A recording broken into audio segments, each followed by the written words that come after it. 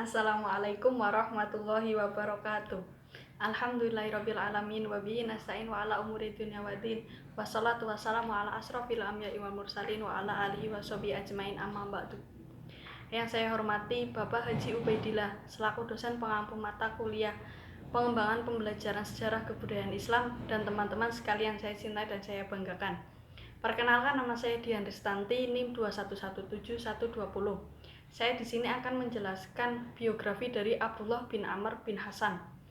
Abdullah bin Amr bin Haram atau biasa disebut dengan Abu Jabir bin Abdullah adalah salah seorang sahabat Rasulullah SAW yang telah berbaiat pada saat baiat Aqabah yang kedua.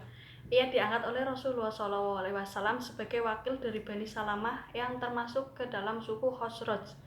Beliau lahir pada tahun 15 Hijriah atau 607 Masehi di Madinah, kota Hejaz, dari nasab bin Abdullah bin Amru bin Haram bin Ka'ab bin Ghanim bin Ka'ab bin Salamah bin Ansori bin As-Salami.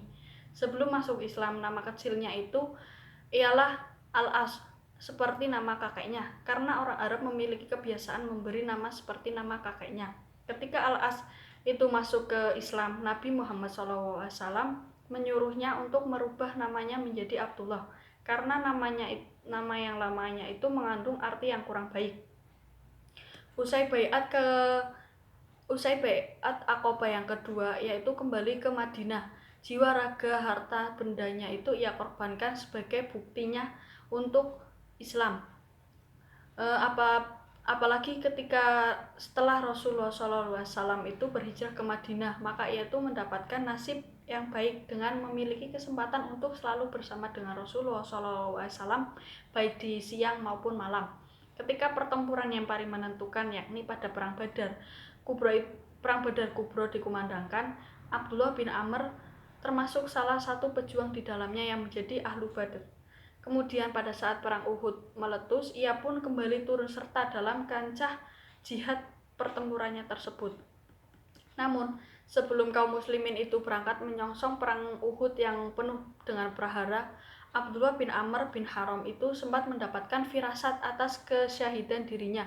Dalam benaknya itu, ia merasakan kelak akan menjadi syuhada pertama di medan Uhud. Abdullah bin Amr bin Haram termasuk ke dalam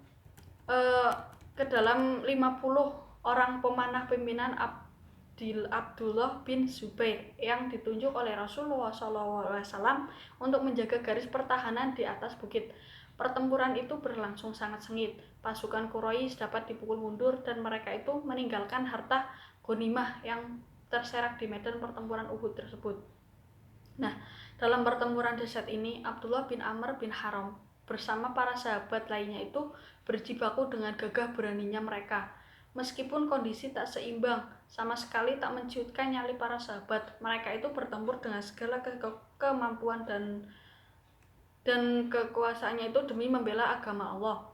Maka inilah pertempuran terakhir bagi Abdullah bin Amr bin Haram, di mana ia itu meraih kesyahidan yang dirindukannya, seperti yang dialami oleh para sahabat lainnya yang telah meninggal sebelumnya. Itu jenazah Abdullah bin Amr bin Haram itu dicincang oleh kafir Quraisy yang begitu mendendam untuk membalas kekalahannya dalam perang Badar terdahulu. Nah, setelah wafatnya Abdullah bin Amr bin Haram, Rasulullah SAW itu menceritakan kegemarannya yang begitu cinta dengan mati syahid.